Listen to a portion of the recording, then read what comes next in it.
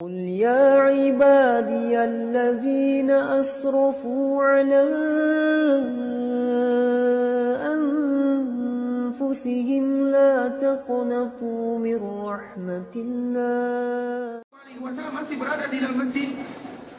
Kemudian waktu asar inilah baru Nabi SAW membagi waktunya, bermain bersama keluarganya, bercandaria bersama mereka semuanya. Kemudian dari maghrib sampai isya, Nabi SAW duduk lagi di dalam masjid. Kemudian setelah isya baru Nabi SAW tidur. Kemudian di pertengahan malam Nabi SAW bangun bermunajat kepada Allah Subhanahu wa taala. Begitulah waktu yang dilakukan atau yang dihabiskan oleh Nabi SAW. Artinya kebanyakan waktu Nabi SAW di mana? Di dalam masjid.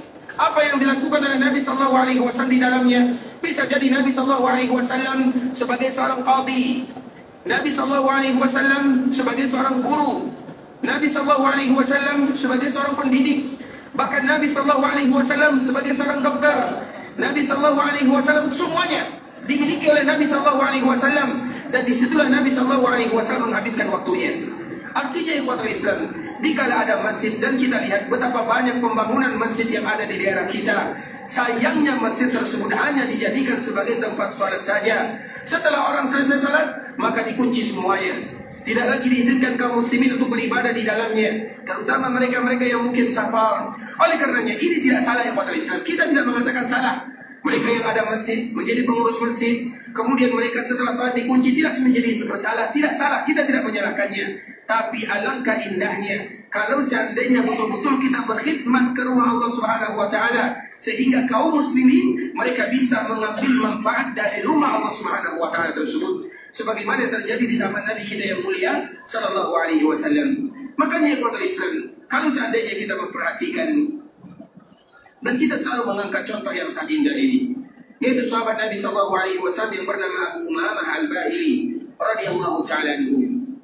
Abu Umamah Al-Bahili, dia adalah seorang sahabat yang mengajarkan kepada kita tentang masalah rata-rata masalah yang dihadapi oleh semua kaum muslimin. Semua kaum muslimin pasti memiliki masalah, dan rata-rata masalah mereka akan sama dengan masalah Abu Umamah. Abu Umamah ini dia punya masalah yang luar biasa.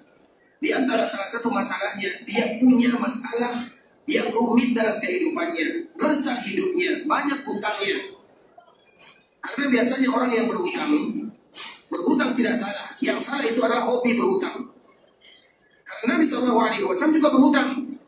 Tapi yang salah itu adalah mereka yang tidak membayar kewajibannya, atau yang hobinya berhutang sebagaimana yang disebutkan oleh para ulama. Kemudian di kuatan Islam, Abu Umamah demikian juga keadaannya, banyak hutangnya.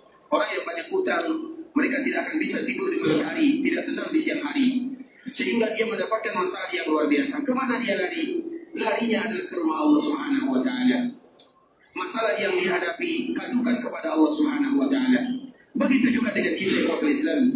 Kalau seandainya kita ada masalah dalam kehidupan, baik itu masalah keluarga, baik itu masalah ekonomi, baik itu masalah kesehatan, mengadulah kepada Allah Subhanahu wa taala. Jangan mengadu di kedai kopi.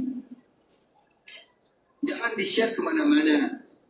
Jangan bermain di media sosial. Ya Allah, di media sosial kita tulis, ya Allah, saya sedang pusing karena banyak utang. Apakah Allah akan membaca Facebook yang kita tulis? Artinya ikhwatul Islam, datang ke rumah Allah Subhanahu wa taala, angkat kedua tangan berwudhu, angkat kedua tangan kita salat meminta kepada Allah Subhanahu wa taala, sebagaimana yang dilakukan oleh sahabat yang mulia ini. Kemudian ikhwatul Islam, dikala sahabat yang mulia ini berada di dalam masjid, maka Nabi memperhatikannya. Apa kata Nabi? Wahai sahabatku, aku memperhatikan dirimu berada di dalam masjid, padahal waktu ini bukan waktu salat. Artinya apa ikhwatul Islam? Berarti masjid Nabi SAW terbuka dan tidak pernah ditutup, dan dipersilakan kaum muslimin apapun yang mereka lakukan di dalamnya silakan, terutama bagian daripada beribadah kepada Allah Azza wa Jalla. Kemudian Nabi SAW datang kepadanya sambil mengatakan, wahai sahabatku, aku memperhatikan dirimu berada di sini, padahal waktu ini bukan waktu untuk melaksanakan sholat berjamaah. Artinya masjid itu bukan hanya dilakukan untuk sholat berjamaah, bisa kegiatan-kegiatan yang lainnya.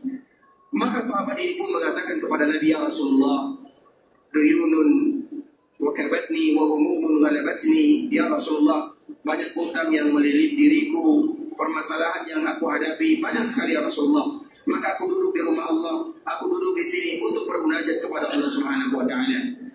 Apa kata Nabi SAW? Wahai sahabatku, ala u'allimuka kalimat. Maukah aku ajarkan kepadamu beberapa kalimat? Idza qultahun, apabila engkau membacanya, azhaballahu hammak wa qada dainak. Maka Allah akan hilangkan gundah gelana masalah yang kau hadapi, dan Allah akan lunaskan semua hutang yang kamu miliki. Siapa yang tidak mau? Semua kita ingin dihilangkan masalahnya. Semua kita ingin dilunaskan hutangnya. Maka Nabi mengajarkan dan memberikan solusi kepada sahabat ini secara khusus dan kepada kita semua secara umum. Apa kata Rasulullah SAW? Maka aku ajarkan kepadamu kalimat-kalimat atau doa yang apabila kamu baca, Allah hilangkan masalahmu. Dan semua kita ada masalah. Masalah kesehatan, masalah keluarga, masalah semuanya. Maka inilah solusinya dari baginda Nabi yang mulia SAW. Dan apabila engkau baca, Allah akan hilangkan masalahmu dan Allah akan lunaskan hutang-hutangmu. Karena kebetulan sahabat ini banyak hutangnya. Jangankan sahabat, Nabi juga memiliki hutang. Kemudian di khotbah Islam, maka sahabat Abu Umamah mengatakan, "Bala ya Rasulullah." "Iya ya Rasulullah, aku mau." Maka di saat itulah Nabi mengajarkan, kalau kamu berada di pagi hari, kalau kamu berada di sore hari, maka ucapkanlah kalimat ini di pagi hari dan di sore hari. Allahumma inni a'udzubika minal hammi wal hazan, wa a'udzubika minal ajazi wal kasal, wa a'udzubika minal jubni wal bukhul, wa a'udzubika min ghalabati ad-daini wa qahri ar-rijal. Ya Allah, aku berlindung kepadamu dari setiap masalah gundah gelana yang aku hadapi dalam kehidupan ini. Aku juga berlindung kepadamu dari sifat penakut, dari sifat malas. Aku juga berlindung kepadamu dari sifat kikir. Aku berlindung kepadamu dari lilitan hutang. Aku berlindung kepadamu agar orang-orang tidak ada yang mengintimidasi diriku, atau tidak ada orang yang menguasai diriku. Itu merupakan doa yang sangat indah ikhwatul Islam yang diajarkan oleh Nabi SAW kepada sahabat yang mulia ini. Allahumma inni a'udzubika minal hammi wal hazan, wa a'udzubika minal ajazi wal kasal, wa a'udzubika minal jubni wal bukhul, wa a'udzubika min ghalabati ad-daini wa qahri ar-rijal. Apa kata sahabat Abu Umamah? Faqultuhunna. Maka aku pun mengucapkannya. Fa'adhaballahu hammi wa qada daini. Apa kata aku sahabat ini? Maka Allah hilangkan masalah-masalah yang aku hadapi dalam kehidupan, dan Allah pun melunaskan hutang-hutang yang ada pada diriku. Artinya apa ikhwatul Islam? Kalau seandainya sahabat ini tidak menjadikan rumah Allah Subhanahu wa taala sebagai tempat mengadu, maka tidak akan muncul kalimat yang diajarkan oleh Nabi SAW kepada kita. Sebuah kalimat yang tidak boleh kaum muslimin mereka meninggalkannya siang dan malam. Karena tiada hari yang kita lewati kecuali ada masalah di sana. Tidak ada di antara kita yang sempurna. Ada saja masalahnya. Baik itu masalah keluarga kita, masalah anak kita, masalah keluarga kita, masalah semuanya. Maka ini solusi dari Nabi SAW. Kalau bahasa kita, sediakan payung sebelum hujan. Sebelum masalah itu datang, kita sudah bermohon kepada Allah Azza wa Jalla. Jangan tunggu masalah baru datang, kemudian kita baru mengadu kepada Allah Subhanahu wa taala. Tapi kita sediakan, kita baca doa tersebut. Allahumma inni a'udzubika minal hammi wal hazan, wa a'udzubika minal ajzi wal kasal, wa a'udzubika minal jubni wal bukhul, wa a'udzubika min ghalabati ad-daini wa qahri rijal. Sebuah doa yang sangat indah diajarkan oleh Nabi kepada sahabat ini, yang mana doa ini adalah doa yang dikhususkan untuk semua umat Nabi SAW. Artinya apa ikhwatul Islam? Di mana doa ini? Apa sebabnya? Yaitu dikala Abu Umamah berada di dalam Masjid Nabawi dan berada di dalam rumah Allah Subhanahu wa taala. Begitu juga dengan sahabat-sahabat yang lainnya. Dan kita selalu mengangkat contoh yang sangat indah ini ikhwatul Islam, yaitu berkaitan dengan menantu Nabi SAW. Karena menantu Nabi SAW ada Utsman bin Affan. Kemudian ada Ibnu Abil As. Yang pertama karena anak Nabi, putri Nabi yang pertama bernama Zainab, suaminya bernama Ibnu Abil As. Yang kedua putri Nabi SAW bernama Ruqayyah, suaminya adalah Utsman bin Affan. Namun dikala terjadi perang Badar, Utsman ingin ikut perang Badar, namun Nabi larang dia ikut perang Badar. Karena Ruqayyah sedang sakit, putri Nabi sedang sakit. Maka Nabi mengatakan, jangan kamu ikut wahai Utsman, karena Utsman suaminya, jaga putriku. Kemudian setelah terjadi perang Badar, Allah berikan kemenangan kepada kaum muslimin, maka Allah pun memanggil putri Nabi yang bernama Ruqayyah. Baru kaum muslimin mendapatkan kemenangan, maka di saat itu juga Nabi mendapatkan kabar putrinya sudah dikuburkan oleh Utsman bin Affan di perkuburan Baqi' sana. Yang ketiga, Ummul Kulsum. Ummul Kulsum itu juga istrinya Utsman bin Affan radhiyallahu taala anha, yang meninggal pada tahun ke-9 Hijriah. Kemudian putri Nabi yang keempat, Fatimah. Suaminya adalah Ali bin Abi Thalib radhiyallahu taala anha. Itulah keluarga Nabi sallallahu alaihi wasallam. Nabi sallallahu alaihi wasallam ada memiliki 3 orang menantu, yang mana ketiga-tiganya adalah orang-orang yang mulia, dan yang paling mulia di antara mereka adalah Utsman dan Ali bin Abi Thalib radhiyallahu taala anhuma. Sedangkan anak laki-laki Nabi sallallahu alaihi wasallam semuanya meninggal di kala mereka masih kecil. Nah, kita lihat di ikhwatul Islam, salah seorang menantu Nabi sallallahu alaihi wasallam adalah Ali bin Abi Thalib radhiyallahu taala anhu. Ali bin Abi Thalib, dia itu adalah orang yang miskin. Dan karena kemiskinan dia itulah dia diambil dan dipelihara oleh Nabi sallallahu alaihi wasallam. Kita tahu Abu Thalib dia memiliki banyak anak, tapi kurang hartanya, sehingga paman-pamannya mengambil sebagian anak-anaknya, dan Ali bin Abi Thalib diambil oleh Nabi sallallahu alaihi wasallam. Agar kita tahu kenapa Ali bin Abi Thalib selalu bersama Nabi sallallahu alaihi wasallam. Alasan yang pertama adalah untuk meringankan beban pamannya yang selama ini sudah menjaganya. Kemudian Nabi sallallahu alaihi wasallam bersama Ali bin Abi Thalib. Makanya Ali bin Abi Thalib selalu bersama Nabi sallallahu alaihi wasallam. Kemudian Ali bin Abi Thalib ini sepupu Nabi, dan Nabi memiliki seorang putri yang bernama Fatimah. Ali ini ingin melamar Fatimah, namun dia tidak bisa melamarnya. Kenapa tidak bisa? Karena dia tidak ada uang. Dia ada orang yang miskin. Jadi suatu ketika ikhwatul Islam, ada orang yang ingin melamar Fatimah. Kemudian karena Fatimah itu bukan dilamar oleh 1-2 orang, Abu Bakar juga pernah melamarnya, Umar juga pernah melamarnya. Banyak yang melamar Fatimah radhiyallahu taala anha. Namun Nabi sallallahu alaihi wasallam belum mengizinkan Fatimah untuk menikah. Tiba-tiba ada orang yang mengatakan kepada Ali bin Abi Thalib, "Wahai Ali, ada orang yang ingin melamar Fatimah." Ali ini sedih karena dia sayang kepada Fatimah. Dia ingin dekat dengan Nabi sallallahu alaihi wasallam. Karena dengan dia menikah dengan Fatimah, maka dia akan semakin dekat dengan Nabi sallallahu alaihi wasallam. Akhirnya dia memberanikan diri datang kepada Nabi sallallahu alaihi wasallam. Dikala dia datang, maka dia tidak bisa berbicara. Padahal dia biasa dengan Nabi. Namun kali ini dia gugup. Kemudian Nabi sallallahu alaihi wasallam paham akan maksud yang dia inginkan. Aturidu Fatimah, apakah kamu ingin melamar Fatimah? Maka baru Ali mengatakan, iya ya Rasulullah. Maka setelahnya Nabi langsung menikahkannya. Nabi bertanya, apa yang kamu miliki? Maka Ali ini dia tidak ada ya Rasul, tidak ada satupun. Apa kata Nabi? Bukankah kamu punya baju besi yang ada di sana? Apa kata Ali bin Abi Thalib? Ya Rasul, apakah pantas aku berikan baju besi kepada Fatimah? Berikan. Jadikan itu sebagai mahar. Itulah putri Nabi sallallahu alaihi wasallam. Putri kita tidak akan lebih mulia dari putri Nabi sallallahu alaihi wasallam. Tapi lihat bagaimana mudahnya Nabi menikahkan mereka. Maharnya ala kadarnya, dinikahkan oleh Nabi selesai. Kemudian diantarkan oleh Nabi sallallahu alaihi wasallam dan kumpulkan mereka berdua. Intinya ikhwatul Islam, tentunya masalah keluarga pasti ada siapapun dia. Jangankan Ali bin Abi Thalib dengan Fatimah, Nabi saja sallallahu alaihi wasallam pernah meninggalkan keluarganya. Ada yang ditinggalkan 1 bulan, ada yang ditinggalkan 2 bulan. Artinya Nabi sallallahu alaihi wasallam tidak berbicara dengan keluarganya, dan itu perkara biasa. Tidak ada di antara keluarga kita yang sempurna, pasti ada saja masalahnya. Nah, begitu juga dengan Ali bin Abi Thalib.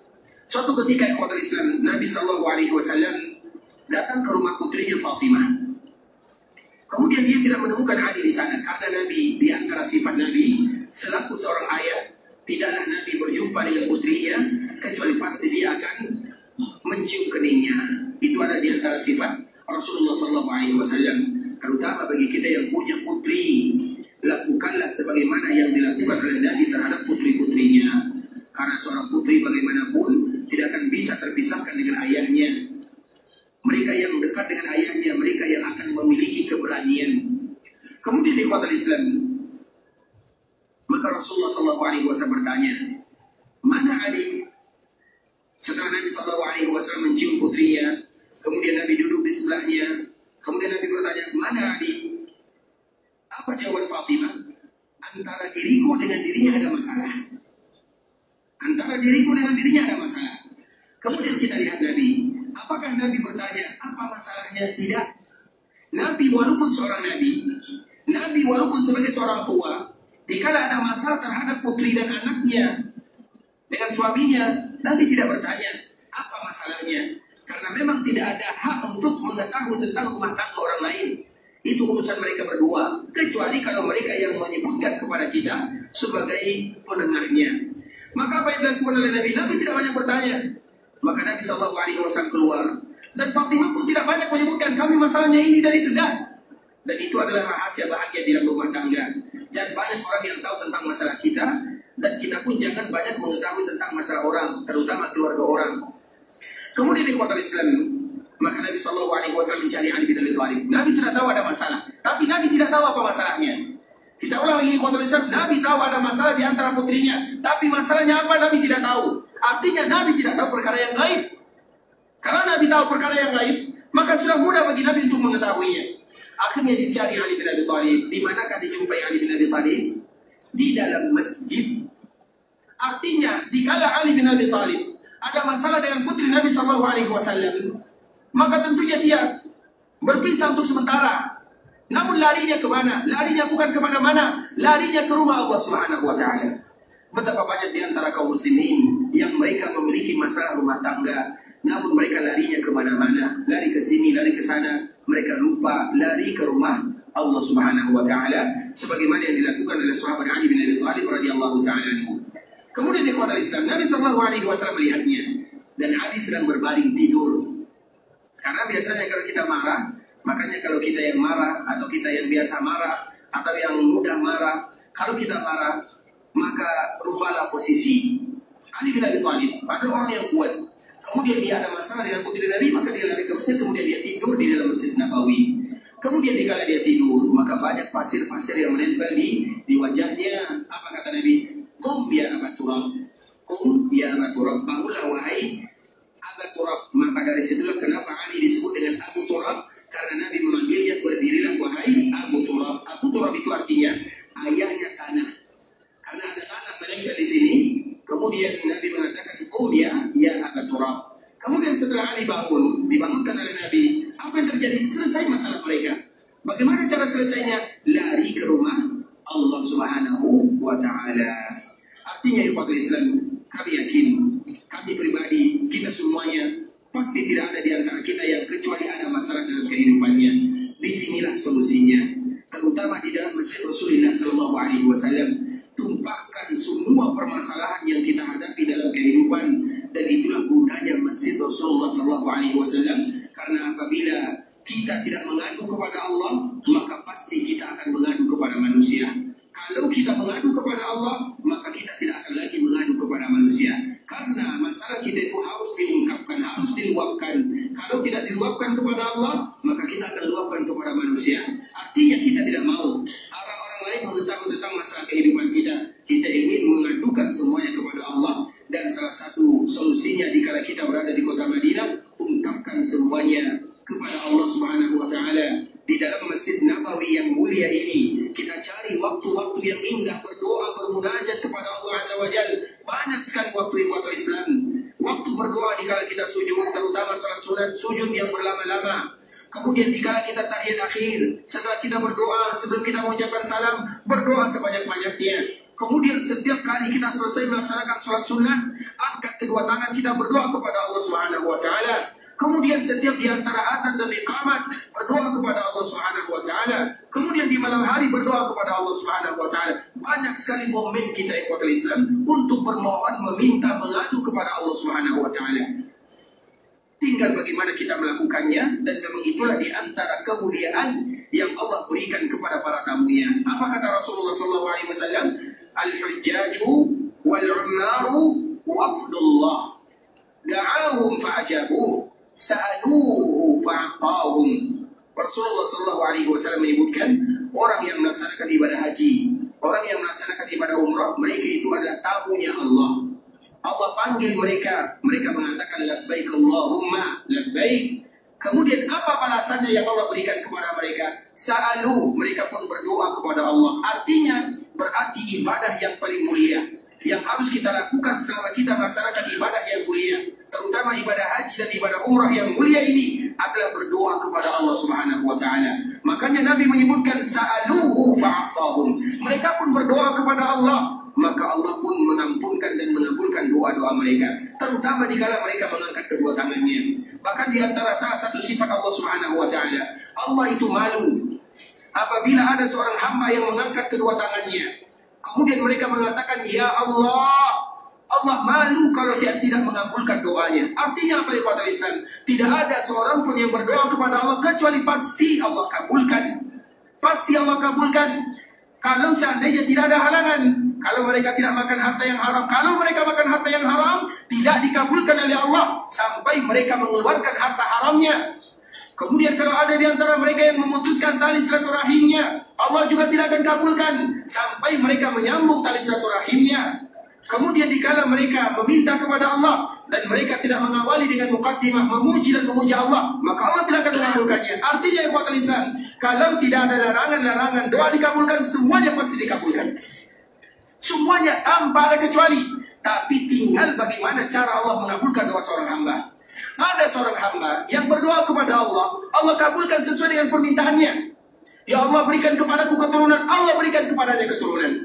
Ya Allah, berikan kepadaku kesehatan, Allah berikan kepadanya kesehatan. Itu cara pertama Allah kabulkan doa seorang hamba, agar kita tidak berburuk sangka kepada Allah. Karena Allah berjanji tidak ada satupun makhluk yang berdoa, jangankan manusia, hewan, binatang saja kalau berdoa kepada Allah, Allah kabulkan. Jangankan kaum muslimin, orang yang bukan muslim saja dikabulkan oleh Allah Azza wa Jalla. Apalagi mereka yang mengatakan ya Allah, tidak mungkin tidak dikabulkan oleh Allah Azza wa Jalla. Tinggal bagaimana cara pengkabulannya. Yang pertama, dikabulkan sesuai dengan permintaannya. Yang kedua, diganti dengan oleh Allah Subhanahu wa taala dengan yang lainnya. Ya Allah, berikan kepadaku rezeki, berikan kepadaku harta, mudahkan pekerjaanku, usahaku. Namun usahanya tidak dimudahkan oleh Allah, tapi dia selalu diberikan kesehatan oleh Allah Subhanahu wa taala. Itu cara Allah menggantinya. Bisa jadi dikala orang berusaha, mereka sakit, mereka masuk rumah sakit, sehingga dikala dia berusaha, banyak usahanya, banyak hasilnya, namun semuanya habis untuk biaya operasinya, biaya berobatnya. Kita yang mungkin belum berhasil, tapi diberikan kesehatan oleh Allah Subhanahu wa taala. Artinya itulah cara Allah kabulkan doa kita. Kemudian yang ketiga, bagaimana cara Allah mengabulkan doa? Allah simpan doa tersebut di akhirat sana. Ya Allah, berikan kepadaku ini. Ya Allah, kabulkan doaku. Kemudian di dunia, kita belum melihat Allah mengabulkannya. Ketahuilah, Allah simpan doa tersebut di akhirat sana. Sampai dikala kita berada di sana, kita pun akan kaget, kagum. Kita memiliki pahala yang luar biasa. Ternyata doa-doa inilah yang selama ini kita panjatkan kepada Allah, Allah jadikan sebagai tabungan gratis bagi kita bersama. Apa artinya ikhwatul Islam? Maka manfaatkan kesempatan tersebut, terutama dikala kita berada di kota Madinah, di dalam masjid Nabi SAW. Jadi masjid Nabawi bukan hanya kita melakukan sholat 5 waktu saja. Makanya kalau ada di antara kita yang tidak ada agenda, tidak ada agenda keluar, tidak ada pergi ke ziarah Quba, tidak pergi ke Uhud, tidak pergi ke Baqi', tidak pergi kemana-mana, maka jadikan waktu kita berada di dalam rumah Allah Subhanahu wa taala. Apa gunanya kita berada di luar, nongkrong? Kadang ada di antara kita yang duduk santai, kadang ada juga di antara kita yang mendengarkan musik. Kenapa kita tidak duduk membaca Al-Quran di dalam masjid Rasulullah SAW?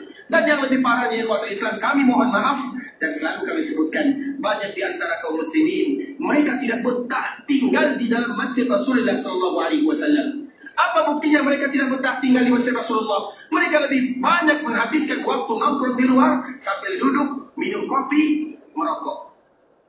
Bukankah itu pemandangan yang selalu kita saksikan di dalam atau di sekitar masjid Rasulullah SAW? Kenapa mereka tidak menghabiskan waktunya di dalam Masjid Nabawi? Berarti belum ada gaya tarik dan magnet kota Madinah untuk dirinya. Kita tidak mau demikian di kota Islam. Makanya kami mohon maaf, selalu kami menyebutkan banyak di antara kaum muslimin ketika mereka tinggal di Madinah 4 hari, 5 hari, 3 hari, tapi waktu mereka lebih banyak di luar daripada di dalam. Apakah itu yang namanya cinta kepada kota Madinah, cinta kepada Rasulullah SAW? Bukankah ini masjid Nabi? Bukankah dikala kita berada di dalam masjid Rasulullah SAW, kita dekat dengan Nabi, kita menjadi tetangga Nabi SAW? Bukankah kita semua cinta kepada Nabi SAW? Lantas kenapa kita lebih suka berada di luar sana daripada di dalam masjid Nabi itu sendiri? Artinya ikhwatul Islam, ternyata berada di kota Madinah Masih banyak evaluasi yang harus kita lakukan. Iya, kita tidak mengatakan semuanya, tapi ini adalah motivasi bagi kami pribadi. Bukan kita, kami juga demikian keadaannya. Dan juga kita bersama. Kalau seandainya Allah berikan kepada kita kesempatan berada di kota Madinah, mengapa kita harus jauh dari Masjid Rasulullah Sallallahu Alaihi Wasallam? Walaupun kita hanya duduk di dalam saja, karena duduknya di dalam Masjid Nabawi lebih mulia daripada duduknya di luar sana. Duduk di dalam Masjid Nabawi Sallallahu Alaihi Wasallam. Kalau kita duduk di kota Islam, apa yang akan kita lakukan? Paling tidak kita akan melihat ada orang yang baca Quran, kita pun akan melihat mereka. Ada orang yang salat, kita memperhatikan mereka. Ada orang yang menangis, khusyuk berdoa kepada Allah. Tidakkah ada gaya tarik kita untuk melakukan apa yang akan mereka lakukan? Artinya di kota Islam, itulah di antara bentuk gunanya masjid, terutama Masjid Rasulullah SAW. Kesempatan yang Allah Subhanahu wa Ta'ala berikan kepada kita, walaupun hanya beberapa hari saja, jangan sampai kita lewatkan tanpa ada makna yang luar biasa di dalamnya.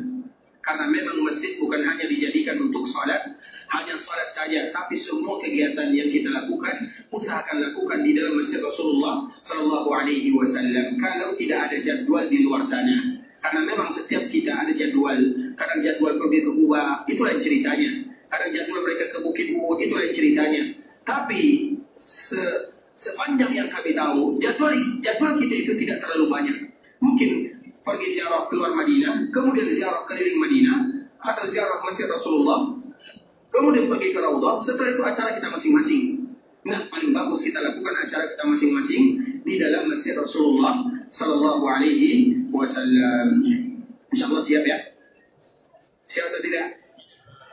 Ini janjinya dituntut nanti dia.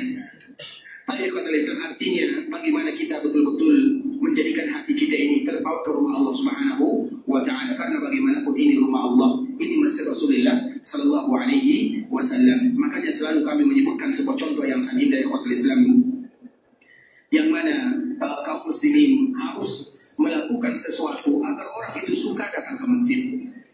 Kita ulang lagi, melakukan sesuatu agar orang itu suka datang ke masjid. Misalnya apa? Lakukan sesuatu apapun lakukan. Misalnya dulu kami selalu mencontohkan, kalau sahabat-sahabat zaman Nabi Sallallahu Alaihi Wasallam, mereka selalu meletakkan kurma di dalam Masjid Rasulullah Sallallahu Alaihi Wasallam. Jadi dalam Masjid Nabi dari zaman dahulu kala sampai sekarang itu banyak makanannya. Kenapa banyak makanannya? Itu daya tarik bagi kita bersama. Makanya nanti kami sarankan kepada kita bersama, di Masjid Rasulullah SAW ini banyak halaqah. Salah satunya adalah halaqah untuk anak-anak. Bukankah tidak kita memperhatikan anak-anak kaum muslimin? Mereka membawa mushaf yang kecil, kemudian mereka berlari-lari di sana. Dan itu adalah pemandangan yang indah di rumah Allah Subhanahu wa Ta'ala. Mereka dari mana? Mereka dari halaqahnya. Kemudian kalau seandainya mereka berlari, itu biasa namanya anak-anak. Kalau tidak berlari, bukan anak-anak namanya, orang tua namanya. Artinya apa ya Pak Islam? Anak-anak berlari di masjid biasa. Anak-anak mengeluarkan suara di masjid biasa. Karena mereka ibarat malaikat-malaikat yang ada di dalam rumah Allah Subhanahu wa Ta'ala. Mereka lah yang akan menghiasi masjid-masjid kita. Masjid yang tidak ada anak-anaknya ibarat rumah tua, tidak ada penghuninya. Karena mereka adalah generasi-generasi kita berikutnya. Makanya kita lihat sekarang ikhwatul Islam, kita contohkan dulu Masjid Nabawi. Masjid Nabawi untuk daya tarik anak-anaknya, misalnya kita contoh nanti misalnya ada waktu di sore hari, karena halaqah itu yang sebelah kanan kita ini biasanya halaqah untuk orang yang remaja dan dewasa. Biasanya di sini sebelah kanan. Halaqah di kiri yang bagian belakang itu biasanya untuk orang-orang yang sudah mulai dewasa, terutama mahasiswa. Yang bagian atas di sebelah kiri dekat, pokoknya bagian sebelah kiri sana, makanya nanti sesekali kita berjalan di sana itu khusus halaqah bagi anak-anak mulai dari umur 5 tahun bahkan ada yang 4 tahun ke atas. Nah, bagaimana cara mereka supaya anak-anak ini 4 tahun 5 tahun apa yang mereka bisa? Bermain. Apa yang mereka bisa? Mereka tidak tahu yang namanya tahfiz Quran. Tapi di antara cara salah satu daya tariknya, setiap separuh dari pelajaran maka akan dibagikan roti dan minuman. Apa tujuan mereka nanti datang ke halaqah? Tujuan pertama mereka apa gunanya? Untuk makan dan minum. Termasuk anak saya pribadi. Tujuannya apa? Bapak, nanti kita pergi Masjid Nabawi halaqah. Kenapa? Karena ada makanan roti dan minuman di sana. Tujuannya itu saja. Dan begitu juga dengan kita ikhwatul Islam. Walaupun tujuan pertama mereka adalah makan, minum, tapi itu adalah awal yang indah bagi mereka. Jika mereka nantinya suka ke rumah Allah Subhanahu wa Ta'ala. Namun jarang atau sebagian kaum muslimin, terutama yang ada di sebagian kaum muslimin di kota Islam, apabila ada anak-anak yang pergi ke rumah Allah, maka dengan mudah mereka mengatakan, kamu pergi, kamu jangan duduk di saf sini, atau kamu jangan berdiri di saf sini, karena dengan adanya kamu saf kami akan terputus. Bukankah itu adalah cara salah satu kita membuli anak-anak kaum muslimin untuk menakutkan mereka ke rumah Allah Subhanahu wa Ta'ala? Iya, kita tidak memungkiri ada perbedaan para ulama di sana, namun harus kita cari solusinya. Kalau tidak mereka yang mengisi masjid Allah Subhanahu wa Ta'ala, siapa lagi? Bukankah masjid itu ikhwatul Islam tempat anak-anak belajar agama Allah, sebagaimana juga dulu kita belajar agama Allah Subhanahu wa Ta'ala? Artinya lakukan sesuatu yang bisa menarik kaum muslimin, siapapun mereka, baik dari kalangan orang tua, dari kalangan pemuda, dari kalangan remaja, dari kalangan anak-anak. Bagaimana supaya mereka bisa ke rumah Allah Subhanahu wa Ta'ala? Bagaimana caranya? Maka kita pikirkan masing-masing sesuai dengan keadaan kita, sesuai dengan daerah kita, sesuai dengan masjid kita. Misalnya kami contohkan, ada di sebagian daerah ikhwatul Islam, ini daerah di seberang atau di daerah di Malaysia, mereka punya cara. Ada sebagian kami bercerita, mereka punya cara. Setiap anak-anak yang sholat berjamaah dapat RM1. Tujuan anak ini sholat ke masjid apa? Uang yang pertama kalinya. Tapi kita ingin melatih mereka. Di sebagian daerah yang tidak jauh dari daerah kami, siapa yang datang ke masjid, terutama salat subuh, maka kami akan berikan kepadanya 1 buah buku tulis. Coba bayangkan di kota Islam. Walaupun tujuan pertama mereka adalah buku tulis, pensil, itu mahal bagi anak-anak kaum muslimin. Mereka akan bangga dan bahagia dengannya. Mereka akan ingat untuk selama-lamanya. Kalau nanti mereka dewasa, mereka juga akan memperlakukan perkara yang sama. Mereka akan mencari anak-anak kaum muslimin. Mereka akan melakukan kegiatan. Sehingga rumah Allah bukan hanya sebagai rumah yang dilakukan untuk salat 5 waktu saja. Rumah Allah dijadikan ada kegiatan di sana. Baik dengan kegiatan ta'lim, ataupun dengan kegiatan halaqah, ataupun dengan kegiatan tahsin Quran, ataupun dengan kegiatan tahfiz Quran. Di mana lagi kita akan melakukannya kalau tidak di rumah Allah Subhanahu wa Ta'ala? Makanya kalau seandainya kita melihat terutama zaman-zaman keemasan kaum muslimin, rumah Allah tidak pernah kosong. Kita bayangkan, misalnya jangan kita anggap sekarang lahir Imam Syafi'i, lahir Imam Bukhari, lahir Imam Muslim. Dari mana mereka lahir? Dari rumah Allah Subhanahu wa Ta'ala. Mereka duduk di rumah Allah Subhanahu wa Ta'ala. Imam Bukhari menjadi Imam Bukhari, bukan langsung menjadi Imam Bukhari, tapi ada proses yang begitu panjang. Imam Malik menjadi seorang imam, bukan tanpa ada prosesnya. Bahkan di kota Islam, Imam Malik ini orang tuanya khawatir kepadanya. Ada yang menyebutkan Imam Malik, ada yang menyebutkan Imam Ahmad. Karena rata-rata terutama ulama mazhab itu, mereka itu ada orang-orang yatim. Anak-anak yatim rata-rata. Imam Abu Hanifah yang lahir pada tahun 80, meninggal pada tahun 150, yatim. Imam Malik yang lahir pada tahun 93, meninggal tahun 179 Hijriah, yatim. Imam Syafi'i lahir pada tahun 150 Hijriah, meninggal pada tahun 204 Hijriah, yatim. Imam Ahmad lahir pada tahun 164 Hijriah, meninggal tahun 241 Hijriah, yatim. Imam Bukhari yatim, semuanya yatim. Namun kenapa mereka bisa jadi imam? Di rumah Allah Subhanahu wa Ta'ala. Mereka duduk. Misalnya Imam Malik rahimahullah, siapa yang membuat dia menjadi seorang yang berhasil? Ibunya. Dia selalu mengajarkan anaknya untuk datang ke rumah Allah. Bahkan tidaklah dia datang ke rumah Allah kecuali akan mendandaninya sebagaimana orang yang betul-betul ingin beribadah kepada Allah. Begitu juga dengan Imam Ahmad. Imam Ahmad ini lebih zen lagi. Setiap kali dia ingin ke masjid, ibunya khawatir. Karena salat subuhnya jam 4, jam 5, dia datang ke masjid jam 3. Artinya apa, ikhwatul Islam? Bagaimana mereka bisa tertanam di dalam hatinya cinta ke rumah Allah padahal mereka belum masih kecil. Makanya ulama-ulama itu ikhwatul Islam, mereka semuanya adalah alumni masjid, alumni rumah Allah Subhanahu wa Ta'ala. Kenapa demikian? Karena memang rumah Allah dijadikan untuk semuanya. Belajar agama dijadikan di sana juga. Kemudian untuk aktivitas yang lainnya sebagaimana yang dilakukan oleh baginda Nabi yang mulia sallallahu alaihi wasallam. Artinya ya ikhwatul Islam, kita kembalikan kepada topik pembahasan kita, yaitu tentang masjid Rasulullah sallallahu alaihi wasallam. Dikala Nabi membangun masjid, maka Nabi sallallahu alaihi wasallam melakukan semua kegiatan terutama yang untuk mengajarkan agama kepada para sahabatnya di dalam masjid itu sendiri. Maka lahirlah murid-murid yang terindah, yang gurunya adalah Muhammad bin Abdullah, yang disebut dengan sahabat Rasulullah sallallahu alaihi wasallam. Mereka adalah generasi yang dipuji oleh Allah dan generasi yang dipuji oleh Rasulullah SAW. Begitu juga dengan generasi yang berikutnya. Begitu juga dengan generasi yang berikutnya. Dan mereka semua adalah alumni rumah Allah yang ada di dunia. Artinya masjid-masjid yang ada di dunia ini mereka jadikan tempat beribadah dan juga tempat belajar agama. Begitu juga dengan masjid Rasulullah SAW. Oleh karena ikhwatul Islam, ketika kita berada di masjid Rasulullah, dikala kita berada di kota Madinah, maka manfaatkanlah waktu kita semaksimal mungkin. Habiskan waktu kita di dalam masjid Nabi, karena kita tidak tahu kapan lagi kita akan diberikan rezeki oleh Allah untuk bisa datang ke kota Madinah. Sebelum kesempatan itu hilang, maka perbanyaklah waktu. Tidak menjadi masalah kalau kita tidak tahu masjid yang ada di sana. Tidak menjadi masalah kalau kita tidak tahu masjid yang ada di belakang sana, atau kita tidak tahu pameran yang ada di sana, atau yang ada di daerah sana. Tapi rugi rasanya kalau kita tidak tahu masjid Rasulullah SAW dan segala aktivitas yang ada di dalamnya. Di dalam masjid Rasulullah banyak sekali aktivitas, mulai dari subuh sampai malam itu aktivitas. Aktivitas belajar, misalnya aktivitas ceramah itu paling banyak. Aktivitas tahfidz itu juga banyak. Terutama bagi kita yang zuwar, bagi kita yang datang berziarah. Karena haji dan umrah itu artinya zuwar, mereka yang datang berziarah. Ada aktivitas yang disediakan oleh Masjid Nabawi, seperti misalnya tahfidz Quran atau tahsin Quran. Banyak halaqah-halaqah, terutama halaqah-halaqah yang ada di pinggir kiri kita ini. Itu ada tahfidz yang disediakan bagi mereka yang datang berziarah. Walaupun mereka tidak paham, tapi dikhususkan tahfidznya atau tahsinnya. Karena nanti apabila mereka ingin baca Quran, mereka ingin memperbaiki bacaannya, itu sengaja disediakan untuk mereka-mereka yang datang ke masjid Rasulullah SAW.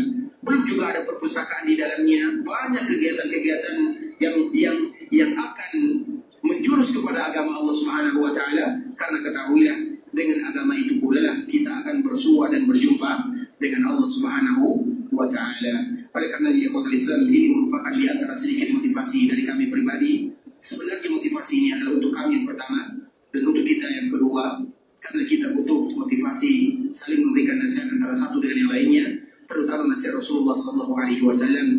Banyak kegiatan yang bisa kita lakukan. Kalau seandainya kita hanya bisa duduk saja, maka itu sudah lebih daripada cukup.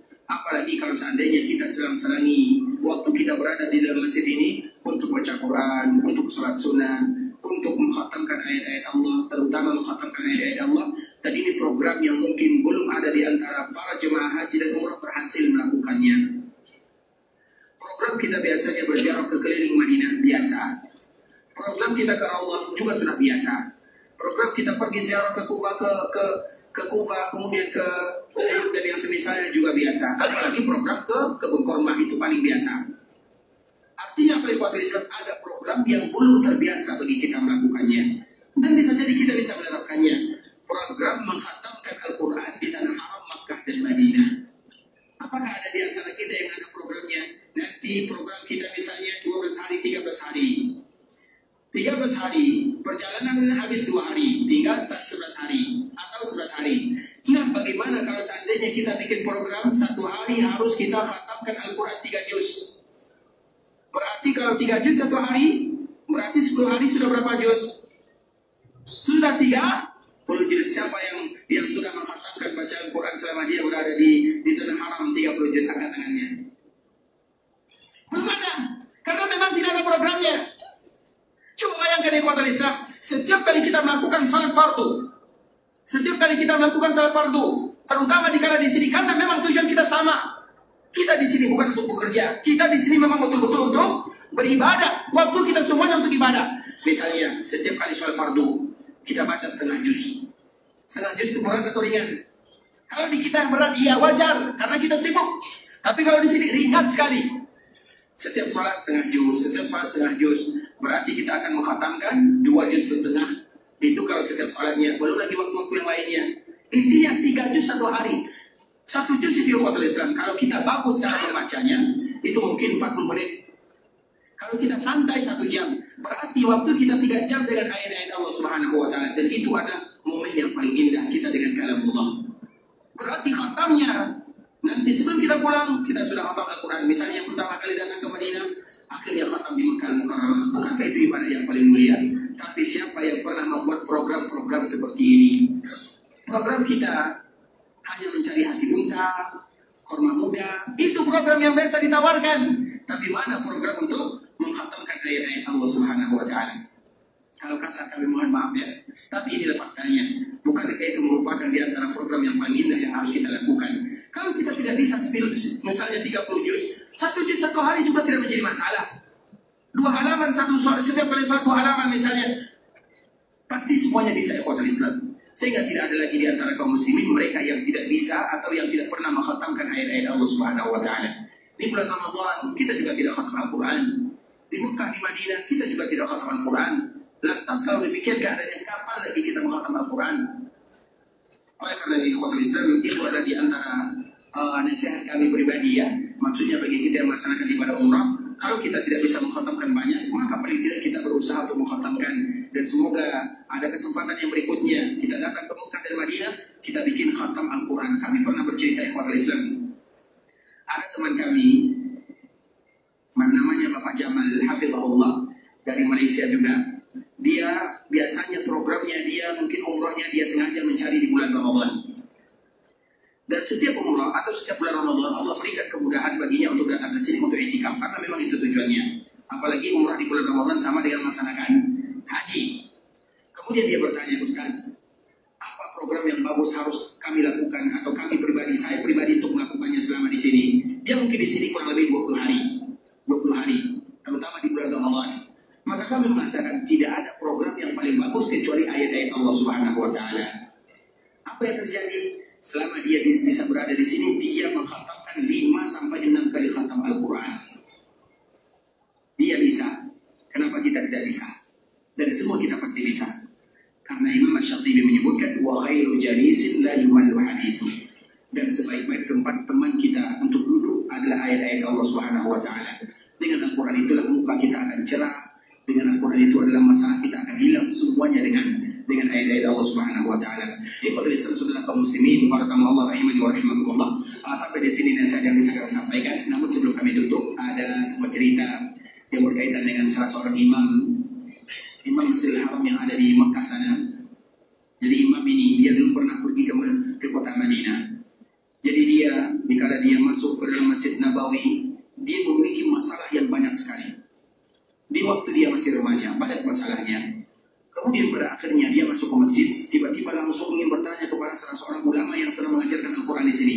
Karena biasanya sistem mengajarkan Al-Quran di sini, satu orang duduk bersandar di tiang biasanya, kemudian ada yang melingkarinya. Nanti bisa kita lihat keadaannya. Kemudian tiba-tiba dia datang, ya Syekh, bantu aku menyelesaikan masalah ini. Dia langsung bertanya.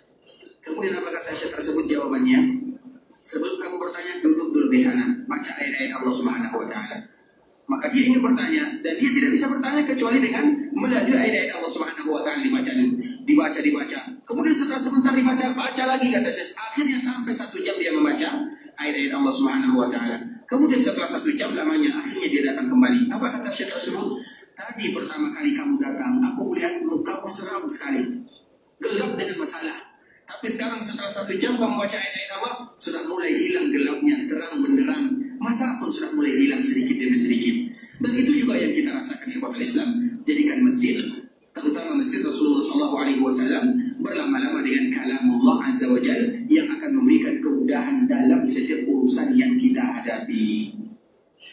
Barakallahu fikum wa jazakumullahu khairan. Yang benar dari Allah Subhanahu wa Ta'ala, yang salah dari diri kami pribadi karena kurangnya ilmu kami, karena kebodohan dan kejahilan kami mohon dimaafkan kalau ada kata-kata yang membuat kita tersinggung, atau kata-kata yang salah kami mengucapkannya, atau kata-kata yang kurang berkenan di hati. Dan semoga Allah ampunkan dosa kita bersama. Allah mudahkan urusan kita. Allah dekatkan kita dengan Al-Quran. Allah dekatkan kita dengan rumah-rumah Allah Subhanahu wa Ta'ala yang ada di dunia. Kalau ada di antara kita yang ingin meninggalkan kota Madinah untuk pergi ke Mekah Mukarramah melaksanakan ibadah, semoga Allah menerima semua amal ibadahnya. Allah kabulkan doa dan permintaannya. Allah jadikan umrah yang mereka lakukan adalah umrah yang mabrurah. Kalau ada di antara kita yang ingin meninggalkan Mekah dan Madinah, ingin pulang ke kampung halamannya, semoga Allah berikan kemudahan dalam perjalanannya. Allah lancarkan semua urusannya. Allah kembalikan mereka berkumpul dengan keluarganya dalam keadaan sehat walafiat. Dan semoga Allah Subhanahu wa Ta'ala sebagaimana Allah kumpulkan kita di kota Madinah di dalam masjid Rasulullah sallallahu alaihi wasallam, semoga juga Allah kumpulkan kita bersama-sama di dalam surganya. Amin amin ya rabbal alamin. ikhwatul Islam, kita tutup dengan mengucapkan doa kafaratul majlis. Subhanakallahumma wa bihamdika asyhadu an la ilaha illa anta astaghfiruka wa atubu ilaik. Wa sallallahu wa sallim ala nabiyyina wa habibina wa khalilina wa sayyidina Muhammadin wa ala alihi wa sahbihi wa sallam tasliman katsira. Assalamualaikum warahmatullahi wabarakatuh.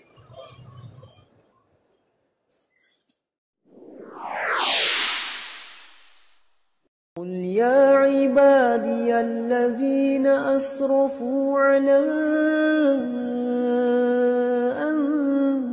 أنفسهم لا تقنطوا من رحمة الله